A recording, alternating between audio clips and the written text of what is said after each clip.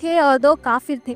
مومن حکمران میں آتے ہیں حضرت سلیمان علیہ السلام، اللہ نے انہیں ایسی بادشاہت دی جو کسی اور کو نہیں ملی۔ ان کے پاس انسان، جن، ہوا اور جانوروں پر بھی حکم تھا۔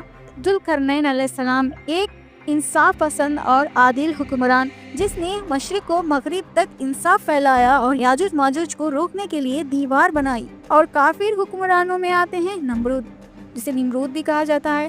یہ وہ ظالم بادشاہ تھا جو حضرت ابراہیم علیہ السلام کے دور میں تھا اور خود کو خدا کہنے لگا۔ بخت نظر کہتے ہیں بیبیلون کا طاقتور بادشاہ، جس نے بیت المقدس کو تباہ کیا اور بنی اسرائیل کو ذلیل کیا۔ روایتوں میں یہ بھی ہے کہ مستقبل میں 5ویں حکومت امام مہدی علیہ السلام کی ہوگی، جو قیامت سے پہلے پورے عالم میں انصاف اور امن قائم کریں گے۔ اللہ نے ذوالقرنین علیہ السلام کو خاص قدرتیں اور برکتیں عطا کی، طاقت اور سلطنت۔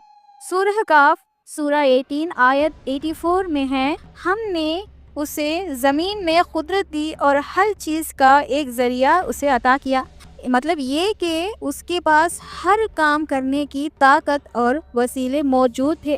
مشرق و مغرب پر اختیار، وہ سفر کرتے کرتے سب سے دور مغرب تک گئے جہاں سورج ڈھلتا ہے، اور مشرق تک گئے جہاں سورج نکلتا ہے۔ یہ اس بات کی دلیل ہے کہ ان کی حکومت بہت بڑی تھی، حکومت اور انصاف پسند بھی تھے۔ اللہ نے انہیں عدل کرنے کی صلاحیت دی تھی، جہاں بھی گئے انصاف قائم کیا اور ظالموں کو سزا دی۔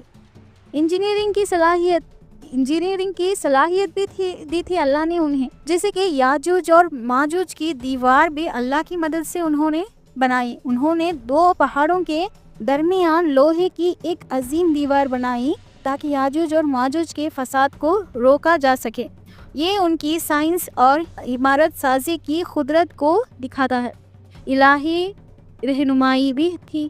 ذوالقرنین علیہ السلام ہمیشہ کہتے تھے کہ ان کی طاقت اللہ کی طرف سے ہے، خود کی نہیں۔ ان کی یہ تواضع انہیں ایک عادل اور نیک حکمران بناتی ہے۔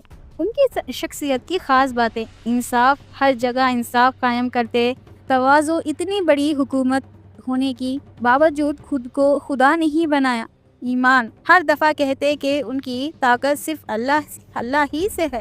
علم اور حکمت اللہ نے ایسی دی تھی کہ ان کے پاس عقل اور سمجھ تھی کہ قوموں کے مسائل کیسے حل کرنی ہے۔ حضرت خضر علیہ السلام کا اور ذوالقرنین علیہ السلام کا رشتہ کیا ہے؟ کچھ روایتوں کے مطابق ذوالقرنین علیہ السلام اور حضرت خضر علیہ السلام ایک ہی دور میں تھے۔ بعض